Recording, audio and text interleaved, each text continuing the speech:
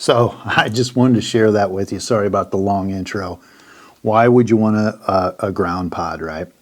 Well, first of all, this is how tall my tripod is. So put the camera way up here. That's as low as I can get. I'm going to have to hack this off if I want to get lower, which I might do. But ground pods will get you low. Now, if you haven't seen my rabbits video, just go ahead and check that out. The last one, I use this ground pod, this little guy. Now, this is about $130. It's metal. They usually run anywhere from $100 to $150. And there's a few things I don't like about this.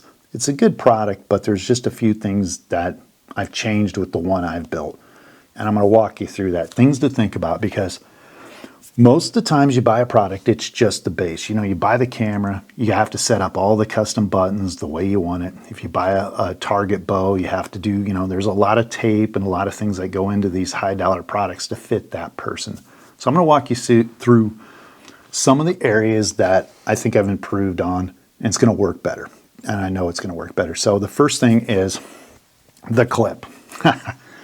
This clip is very cheap. So in my rabbit video, I took off my ground pod with the head, and immediately it just fell off. It fell off on the ground. People probably didn't notice it, but I didn't unbolt it. When I took off my backpack, I just noticed it kind of laid there, and I just moved it.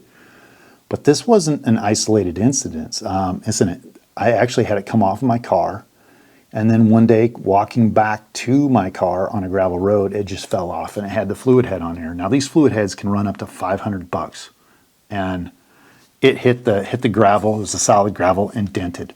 And then luckily it didn't hit the fluid head. But at one point I thought about just bolting this with my P950 Nikon, which is consumer grade. And if that would have happened, it would have absolutely trashed my camera. So the first thing I've done to kind of improve the design, which I think, is gone with an industrial strength clip. I mean, it's not much more, and you got a lock on it and everything. So that definitely is a big win. It's lighter weight overall. I think it's lighter weight since this is plastic composite, and it's more stable. We got an 8-inch dish. We got a 12-inch disc. Yeah, that works out a little bit better. The other thing in the video, you'll notice in my rabbit video, grass grows at different times. Obviously, if you're in a field, day 1, I went to a mowed field.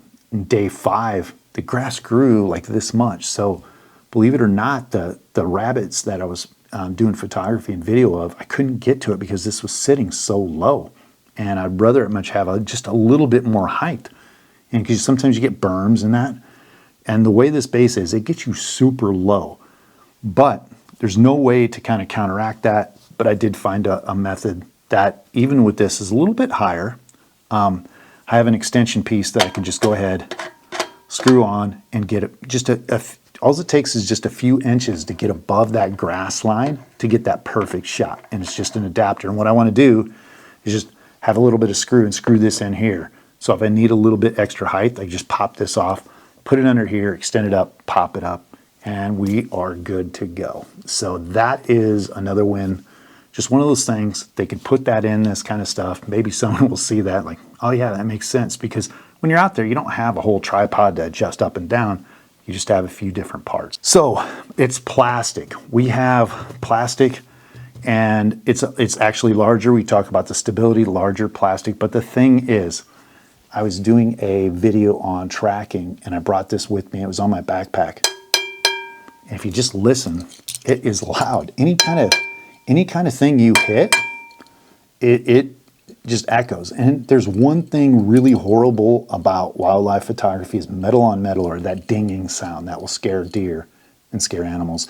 And so if you hit this, it just sounds like a little bit more dead. It's not like maybe a squirrel doing something or a woodpecker, but there's no mistaking, that's nothing in the forest. And I've seen that where I've hit my tripod on things and it's dinged, scares away animals. That's definitely a bonus. I like going to the composite. I could have made it out of a frying pan. That's the typical usage, is to make it out of something metal. I chose something, high composite in that. And so we mentioned, the height, the stability, but the stability goes a little bit better. This is kind of a sled. There's nothing, it's smooth, it's got a Teflon, and if you're shooting or doing photography in the snow or ice, anything with temperature inversions in and out, this is gonna be slick. And for me, being on grass, I want things to be stable. Once I put it down, I don't really want it to move around. So I built some different stakes that I can go in and out with. And generally your movement, your camera movement is not side to side. That's pretty easy. It's actually the up and down piece that gets wobbly. You're moving your up and you're down. So there's a few different things. I got a bolt down below, and it's a regular bolt that can dig into grass, dirt, mud. So you kind of stake it down in, and then I have these stakes. You can pull it tight and right in line with your lens to hopefully get you a little bit more stable. This, I know it's 1500 millimeters, definitely was shaky. This definitely a little bit better when you get everything done. A bigger platform, a bolt down below, get it put in place, and you're a little bit more solid when you're shooting way out there. Cheaper. So we mentioned this is 130 bucks, 100 bucks. This will probably cost you 30 to 40 bucks. Now I'll make you a deal. If anybody's interested, I'll build you one for half the price of this. Now, you probably figure if it's going to run you $30, you're going to have to get some drill bits. You're going to have to go to the store. You're going to have to get the parts. It's probably going to take you a half day, a day. By that time, what's your time worth? But at probably 50 or 60 bucks, I might be able to throw one together. I might throw it up on my website and just like, someone wants one, I'll build you one, and that kind of stuff. And I can help refine the process. There's some things still, but I kind of want to constantly keep revamping this because it's been a fun project. But let me guys know, ground pods, they are great. I've kind of just went out and used a bag, like a duffel bag or a sandbag in the past. But doing video is a whole different world than shooting photography with that. And just to let you guys know, you need that you need the swivel, you need a fluid head, versus normally I just go out with a photography bag below it and just hit it and just be awesome. But now I kind of need that side-to-side movement. It's constant steadiness you got to have. But I hope this helps you out, guys, and see you next week.